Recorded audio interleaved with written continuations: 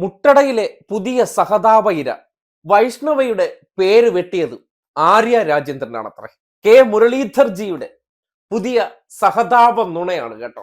നിങ്ങൾ കേൾക്കണം. എത്ര വിദഗ്ധമായിട്ടാണ് ഞങ്ങളുടെ 24 വയസ്സുള്ള ഇള്ളോള ബാബയായ സ്ഥാനാർത്ഥിയുടെ പേര് വെട്ടിയത് എങ്ങനെയെന്ന് നിങ്ങൾക്കറിയാമോ സുഹൃത്തുക്കളെ? അറിയാമോ? ഇല്ലെങ്കിൽ ഞങ്ങളുടെ മുരളീധർജി ആ പേര് വെട്ടിയ കഥ എന്താണെന്ന് ഒന്ന് വിശദീകരിച്ചു തരും. ഈ കഴിഞ്ഞ 13-ാം തീയതി ഞങ്ങൾക്ക് അന്നേ വിവരം കിട്ടിയിരുന്നു. ഞാൻ പുറത്ത് പറയാൻ എന്താണെന്ന് പറഞ്ഞാൽ അതിപ്പോൾ പറയാതിരിക്കാൻ നിവർത്തിയില്ല. അന്ന് ഉദ്യോഗസ്ഥ തലത്തിൽ 13-ാം തീയതി രാത്രി ചില കളികൾ നടന്നിട്ടുണ്ട്. ഞാൻ ചോദിക്കുന്ന ഇപ്പോൾ സ്ഥാനം ഒഴിയാൻ പോകുന്ന മേയർ അവരെന്തിനാണ് 13-ാം തീയതി വൈകുന്നേരം കോർപ്പറേഷൻ ഓഫീസിൽ വന്ന് വോട്ട് വെട്ടിച്ചു എന്നാണ് ഞങ്ങൾക്ക് കിട്ടിയ വിവരം.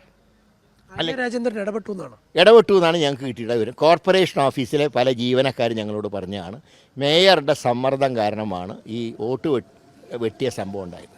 അപ്പം അതിന് കിട്ടിയ തിരിച്ചറിയുക. പക്ഷേ ഉദ്യോഗസ്ഥന്മാർ നാളെ മറുപടി പറയേണ്ടി വരും. എത്ര മനോഹരമായിട്ടുള്ള സഹതാപ കഥ.